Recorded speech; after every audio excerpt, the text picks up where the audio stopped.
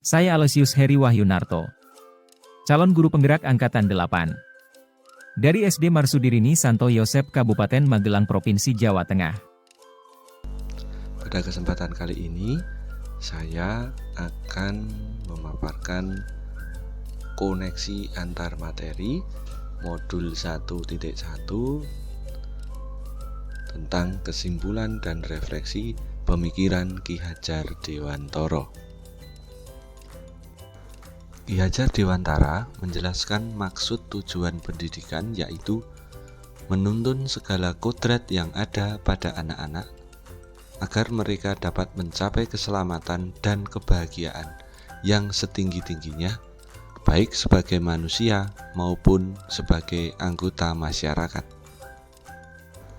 Ki Hajar Dewantara menjelaskan maksud tujuan pendidikan, yaitu menuntun segala kodrat yang ada pada anak-anak agar mereka dapat mencapai keselamatan dan kebahagiaan yang setinggi-tingginya, baik sebagai manusia maupun sebagai anggota masyarakat.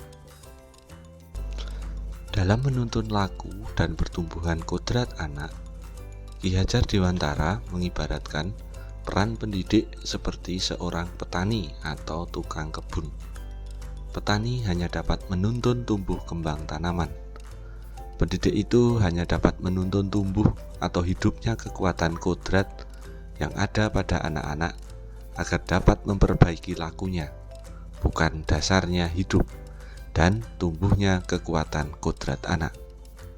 Petani tidak dapat mengganti kodrat tanaman, sehingga anak itu diibaratkan seperti biji tanaman yang harus disemai.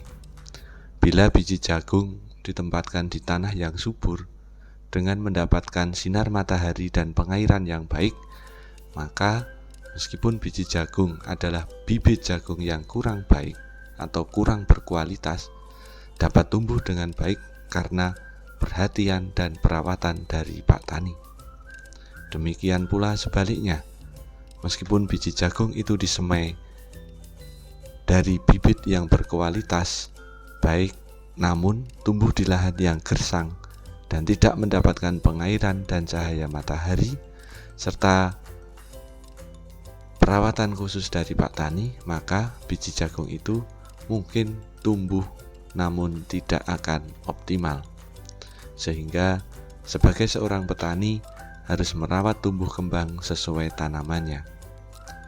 Dalam proses menuntun, anak diberi kebebasan dan pendidik sebagai pamong dalam memberi tuntunan kepada setiap anak didiknya. Seorang pamong dapat memberikan tuntunan agar anak dapat menemukan kemerdekaannya dalam belajar. Kekuatan sosiokultural menjadi proses menebalkan kekuatan kodrat anak yang masih samar-samar. Anak bukan kertas kosong yang bisa digambar sesuai keinginan orang dewasa. Pendidikan bertujuan untuk menuntun, memfasilitasi atau membantu anak untuk menebalkan garis samar-samar agar dapat memperbaiki lakunya untuk menjadi manusia seutuhnya. Jadi, anak bukan kertas kosong yang bisa digambar sesuai keinginan orang dewasa. Salah satu pemikiran Ki Hajar Dewantara yang layak dan sangat tepat di dunia pendidikan, bahwa beliau berbicara tentang kodrat alam dan kodrat zaman. Ki Hajar Dewantara menegaskan bahwa pendidikan anak berhubungan erat dengan kodrat alam dan kodrat zaman. Pendidikan harus dilaksanakan sesuai dengan alam dan zamannya. Kekuatan sosial budaya Indonesia yang sangat beragam dapat menjadi tuntunan kodrat alam dan zaman dalam mendidik atau menuntun kekuatan pada anak.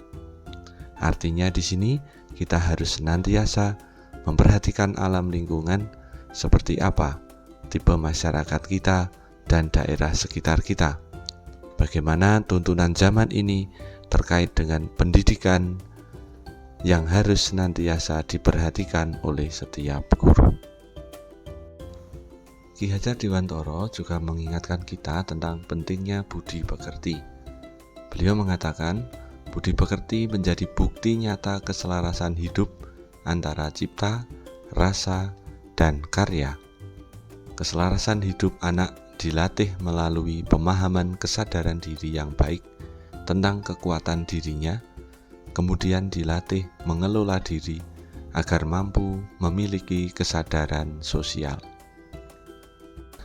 Sebelum mempelajari pemikiran tentang Ki Hajar Dewantara dari modul 1.1, dalam pemikiran saya saat ini masih banyak pembelajaran yang berpusat pada guru.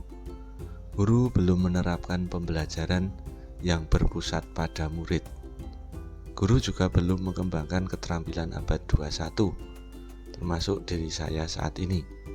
Belum mengembangkan secara maksimal keterampilan abad 21 yang berupa kompetensi 4C, critical thinking, creative thinking, kolaborasi, dan komunikasi. Guru juga belum memahami karakter murid. Guru belum mengembangkan setiap potensi anak karena tidak menggali setiap karakter dan potensi yang dimiliki. Guru hanya fokus pada capaian kognitif pembelajaran, masih fokus pada pencapaian kognitif dalam kriteria ketuntasan minimal yang sudah ditetapkan oleh sekolah. Guru juga kurang mengenalkan kearifan lokal, di mana kearifan lokal masih dilihat sekedar budaya yang ada dan kurang dieksplorasi lebih untuk mengajarkan nilai-nilai pada anak.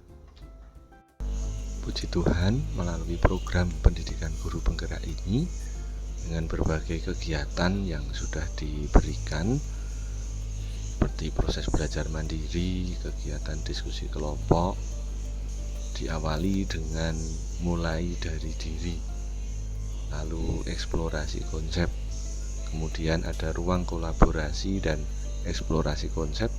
Akhirnya saya memiliki pemahaman yang jauh lebih baik tentang pemikiran Ki Hajar Dewantara. Setelah mempelajari tentang pemikiran Ki Hajar Dewantara, saya mempunyai pemahaman baru, di mana seorang guru atau pendidik harus mampu memberikan pembelajaran yang berpusat pada murid sesuai dengan alam dan zamannya. Harus mampu juga mengembangkan keterampilan abad 21. Dan guru juga mampu menuntun setiap muridnya sehingga tidak lagi fokus pada capaian kognitif saja. Guru juga harus mampu memahami karakter murid sehingga dapat mengembangkan setiap potensi dan karakter anak.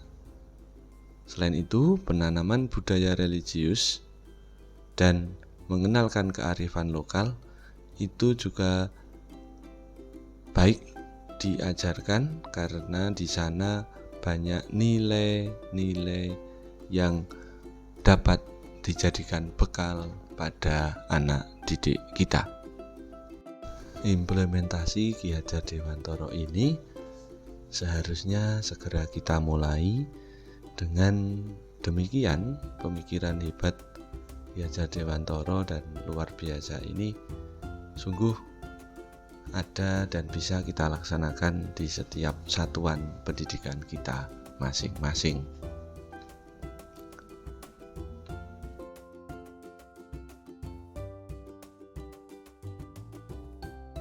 Terima kasih. Salam guru penggerak, salam bahagia.